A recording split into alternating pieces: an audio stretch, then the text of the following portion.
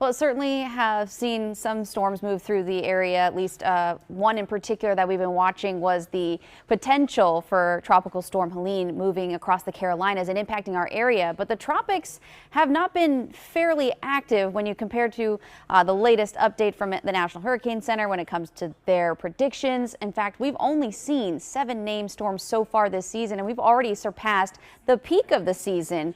Keep in mind, of course, hurricane season not fully over just yet. We still have 2 full months to go of it, 2.5 to be exact. So here's the latest update to show you which names we've already gone through in the at least the Atlantic Basin, and one of those had to be a major hurricane. That was Beryl, and of course a lot of us remember Debbie a couple weeks ago, which brought us impacts, measurable rainfall, beneficial rainfall.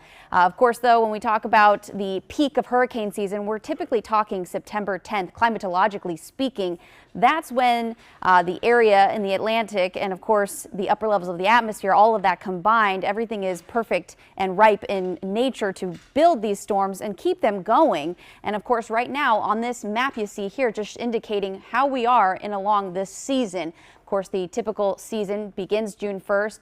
Ends November 30th. So we still have a long way to go, and there certainly could still be some active hurricanes or tropical systems out there. So far, though, it hasn't really been very active at the moment.